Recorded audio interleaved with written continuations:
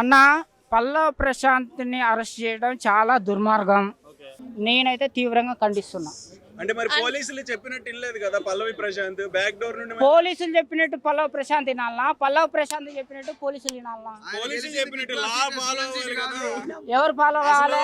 తీసుకుపోయి గొర్ర గుంజకపోయి police station లో ఏం చేస్తున్నాడు? పోలీసు వాళ్ళు జీతం తీసుకునేది ఏమిటి? గాడి పనులు చదువుతున్నారా అంత భయ్యా? ఇప్పుడు పోలీసు వాళ్ళు నెల జీతం తీసుకుంటున్నారు కదా, తీసుకుంటున్నారా లేదా? మరి డ్యూటీ చేయాలి కదా. పల్లవి ప్రశాంత్ ర్యాలీ చేయడానికి పర్మిషన్ తీసుకున్నాడు అసలు వీళ్ళు ఇవ్వాలి కదా. నువ్వు పర్మిషన్ లేకుండా రోడ్డు మీదకి ఎట్లా తీసుకొచ్చాడు జనాన్ని? వీళ్ళు ఏం చేస్తున్నారు అంటున్నా? పోలీసు వాళ్ళు ఏం చేస్తున్నారు? ఎవరికి తెలియకుండా భయ్యా? బిగ్ బాస్ పోలీసు వాళ్ళ పర్మిషన్ లేకుండా బిగ్ బాస్ నడిచిందా? బిగ్ బాస్ నడవటం వేరు, ర్యాలీ వేరు కదా. పర్మిషన్ కావాలి. మరి పర్మిషన్ లేకుండా ఒక 10 మంది ఈడ ఉంటేనే 4 సార్లు పోలీసు వాళ్ళు వచ్చారు. ఎందుకు వచ్చారు? అందుకే వచ్చారు. అప్పటికే చాలా మంది వచ్చారు కదా. అంతకన్నా ముందుగానే ఉండాలి కదా.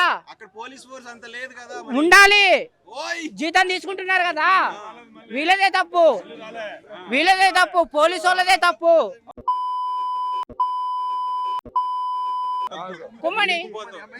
కుమ్మని అన్న, అరే కుమ్మని అన్న, నేను చెప్తున్నా పోలీసు వాళ్ళదే తప్పు, పోలీసు వాళ్ళదే తప్పు. అది కూడా తప్పే. అది 100% ఒక ప్రభుత్వం సొమ్ముని ధ్వంసం చేయడం కానీ, కారద్దాలు బలగొట్టడం కానీ, వాళ్ళ మీద దాడి చేయడం 100% తప్పు. కానీ అది చేస్తానికి అక్కడ వచ్చిరు కదా, అక్కడికి రాకుండా చేయాల్సిన బాధ్యత వాళ్ళు పోలీసు వాళ్ళదే కదా. ఇగో భయ్యా, ఇప్పుడు మాజీ ముఖ్యమంత్రి, ఆంధ్రప్రదేశ్ మొత్తానికి ముఖ్యమంత్రి చంద్రబాబు నాయుడు, ఆయన తీసుకుపోయి జైలు వేసారు కదా. సీఎం, ప్రధానంగా సీఎం, ఆంధ్రప్రదేశ్ సీఎం జగన్ గారు, ఆయన తీసుకుపోయి జైలు వేసారు కదా. ఇప్పుడు కేసీఆర్ని కూడా జైలు వేస్తా అని చెప్పేసి రేవంత్ రెడ్డి తిరుగుతున్నాడు. అంత పెద్ద మోతిబరంలోనే తీసుకుపోయి జైలు వేసారు కదా. ఆడంగా పోమంటే మళ్ళీ ఈడంగా వచ్చిందంటే మీరేం చేస్తారు? గాడిద పనులు చదువుతున్నారా? అరే కొడక, దొంగనా కొడక, నీకు బిగ్ బాస్లకు అవకాశం ఇచ్చిందా మా ఎక్కువ? ఆడంగా పోంటే ఈడంగా వస్తాం అని చెప్పేసి గల్ల పట్టుకొని ఆ జీబులు వేసుకొని తీసుకుపోయి ఇప్పుడు పోలీస్ స్టేషన్ జైలు వేసారు కదా. ఆ రోజు వేయాలి కదా. గేట్ నుంచి బయటకు వచ్చేటప్పుడే గల్ల పట్టుకొని తీసుకుపోయి అలా గుంజుకోవాలి కదా. పల్లవి ప్రశాంత్ డబ్బులు గెలిచిన తర్వాత నేను పేద రైతులకు పంచి పెడతా అన్నాడు. బయటకు వచ్చిన తర్వాత నేను పంచి పెడతా అంటే నీ సపోర్ట్ చేసిన, పంచి పెడతా అంటే నీ సపోర్ట్ చేసిన. ఇప్పుడు పంచి పెడతాను అని చెప్పట్లేదు సీఎం. నేను పంచి పెట్టకపోతే చెప్పు తీసుకొని కొట్టాలి. కొడతావా? నిజంగానే చెప్పు తీసుకొని కొట్టాలి అంటున్నా. నేను రైతును. ఆయన ఏమన్నాడు? పేద రైతులకు పంచి పెడతా అన్నాడు. నేను రైతును కాదు, కూలిని. మా అమ్మ కూలి చేస్తుంది, మా నాన్న కూలి చేస్తాడు, నేను కూడా కూలి పని చేసిన. ఎన్ని రోజులు ఈ కూలి బతుకులని నేను ఇటు వచ్చిన. ఆయన రైతులకు పంచి పెడతానని చెప్పటికి అరే దొంగ, మేము పంట నష్టపోయింది, ఆత్మహత్య చేసుకున్న పరిస్థితుల్లో ఉన్నాము.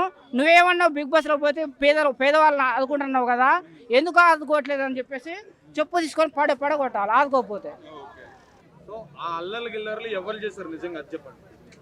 అయితే కొంతమంది అయితే అరెస్ట్ చేశారు భయ్య, ప్రశాంత్ తరపుకెళ్ళి. వాళ్ళు కూడా మేము అది బలకొట్టినా ఇది బలకొట్టినా వాళ్ళు కూడా అంటున్నారు. 100% అది తప్పు. కానీ అక్కడ దాకా ఇప్పుడు ఐమాక్స్ థియేటర్ ఉంది భయ్య, నేను ఐమాక్స్ థియేటర్కి వస్తున్నప్పుడు నన్ను అక్కడనే పట్టుకోవాలి కదా. నేను అక్కడి నుంచి ఇక్కడికి వచ్చిన దాకా మీరేం చేస్తున్నారు అంటున్నారు. పోలీసులు హెచ్చరించినప్పుడు నిచ్చెన వస్తే నీ కాడ లాఠీ ఉంది ఏం చేస్తుంది, తుపాకు ఉంది ఏం చేస్తుంది? నీకు తుపాకీ ఎందుకు ఇచ్చారు? లాఠీ ఎందుకు ఇచ్చారు? చెప్పన్నా, నీకు లాఠీ ఎందుకు ఇచ్చారు? నీకు తుపాకీ ఎందుకు ఇచ్చారు? చెప్పు. లాఠీ వాడు రాయేసి తుపాకీ తీసుకుని కాల్చాలి. 14 రోజుల్లో వెనక్కి వస్తాడా? మళ్ళీ ఇంకేమైనా పెరిగే ఆప్షన్ ఉందంట అక్కడ?